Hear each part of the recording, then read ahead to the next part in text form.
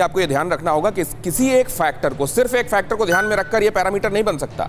आपको एक birds eye view लेना होगा। आपको देखना पड़ेगा किसी सैटेलाइट की तरह कि कहां पर कितना नुकसान हुआ है, कितना हमने अभी तक कीमत चुकाई है, आगे हम क्या कीमत चुका सकते हैं। इसलिए हमको आज क्या कदम उठाने चाहिए।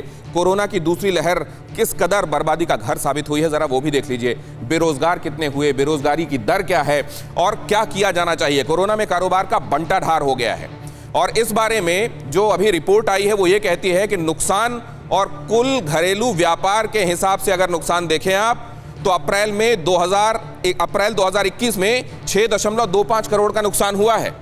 खुदरा व्यापार के हिसाब से अगर आप देखें तो 4.25 करोड़ का है और थोक व्यापार के हिसाब से 2 लाख करोड़ का है। ये अगर आप इन फिगर्स को जोड़ देंगे 6.25, 4.25, ये आपको बता देगा कि ये फिगर कैसे आ रहा है और ये आगे आने वाले दिनों में और किस तरह का प्रोजेक्शन दे रहा है। कारोबार में ये जो बंटाढार है इसने बेरोजगारी के संदर्भ में क्या किया है, जरा वो देखिए। बेरोजगारी दर, बेरोजगार 1 करोड़ के आसपास हुए हैं, 1 करोड़। और बेरोजगारी दर मई का अनुमान यह है कि 12% ये रहेगी। आय कितनी हुई है, 97% घर जो हैं उनमें जाकर जब सर्वे किया गया तो सर्वे के लिए जो सैंपल लिया गया था उसमें 97% हाउस होल्ड्स ये कह रहे हैं कि हमारी जो पहले की आमदनी थी उसमें हम 97% लोग कह रहे हैं कि हमारे आमदनी में पहले के मुकाबले गिरावट आई है। पिछले साल मई में बेरोजगारी दर क्या थी, 23.5%, क्योंकि लगातार एक सख्त लॉकडाउन लगा था। इस बार पहले के हिसाब से तो कम दिखाई दे रहा है ये, लेकिन आगे ये क्या जल्दी से जो बेरोजगार हैं उनको हम एम्प्लॉयमेंट दे पाएंगे? कम से कम ये नहीं लग रहा कि संगठित क्षेत्र में, जिसको आप प्रॉपर एम्प्लॉयमेंट कहते हैं, वो जल्दी जनरेट होगा। जिनकी नौकरी गई, क्या उनको दोबारा जल्दी से वो नौकरी मिल पाएगी? इतनी जल्दी संगठित और क्वालिटी क्षेत्र में नौकरी मिलना मुश्किल है, ये सहज अंदाजा बताता है। और अब तो सर्वे भी ये कह रहा है बेरोजगारी पूरी तरह से खत्म होने में अभी 1 साल लगेगा, और वो भी तब जब बीच में कोई और लहर आकर इस पूरे मामले को डिसरप्ट ना कर दे। फिलहाल मार्केट में लेबर पार्टिसिपेशन रेट क्या है, 40%, जबकि पहले ये 42% के आसपास, 42.5% होता था। मतलब ज्यादा लेबर थी जो काम में पार्टिसिपेट कर रही थी। आज जो लेबर है, आज जो मजदूर हैं, वो जाहिर है कम है। अब लौटने तो लगे हैं, लेकिन क्या इस जगह पर आकर वापस गाड़ी ठहरेगी? ये इकोनॉमी के लिहाज से वो पैरामीटर्स हैं, वो इंडिकेटर्स हैं जो अभी चिंता में डालते हैं। कोहली साहब, आपको क्या नजर आ रहा है?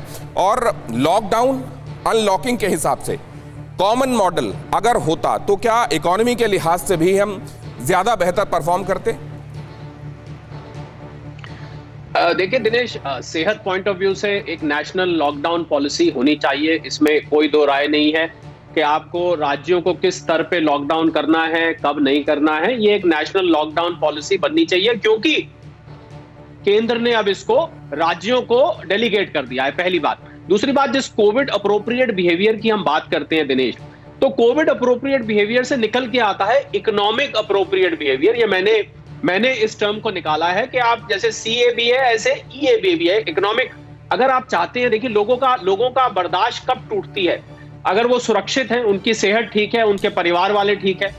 और एक लिमिट के बाद हमने यूरोप में भी पीछे देखा दिनेश, अगर आप पिछले साल के लॉकडाउन के लेके, बहुत सारे जो विकसित देश थे वहां लोग सड़कों पर निकल आए।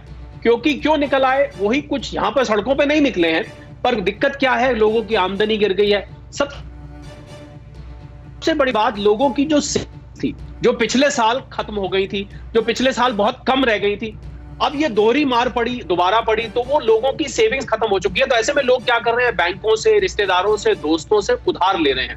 अब वो उधार आप कब तक अपने आप को कर्ज के नीचे दबाते जाएंगे?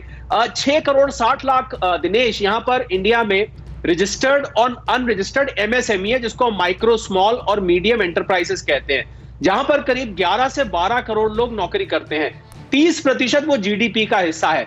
ऐसा माना जा रहा है कि अगर ये लॉकडाउन और थोड़े दिन चलता है तो उसमें से 30 से 40% जो MSMEs है, जहां पर बहुत सारे लोग नौकरी, बहुत सारों की रोजी रोटी निर्भर है, वो या तो बंद हो जाएंगी या बंद होने के आपके कहने का मतलब, जो आपने इकोनॉमी एप्रोप्रिएट बिहेवियर कहा, क्या मैं ये समझूं कि आप ये कह रहे हैं कि जिस तरीके से संक्रमण की दर देखते हुए हम ये तय करते हैं कि लॉकडाउन कैसे लगाना है, उसी तरीके से किसी भी स्टेट की जो फिस्कल हेल्थ है उसको देखते हुए हमको ये तय करना चाहिए कि अनलॉकिंग कैसे होनी है?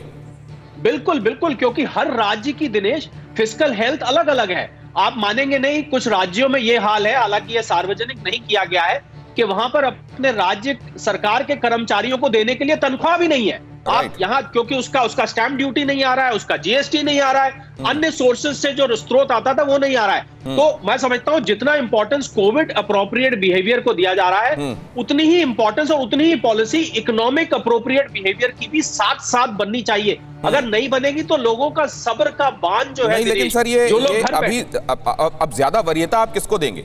लोगों की जान जहां सीधे सीधे जोखिम में। इस बार तो ये भी देखने को मिला कि बहुत सारे लोग, केवल अप्रैल में बताया जा रहा है, ये जो व्यापारियों का संगठन है केट, वो बता रहा है कि 56,000 लोग तो अप्रैल में जो किसी भी तरीके के व्यवसाय से जुड़े हुए थे वो मारे गए हैं। फिक्र आपकी, सोमवार से शुक्रवार रात 9 बजे सिर्फ TV9 भारतवर्ष पर।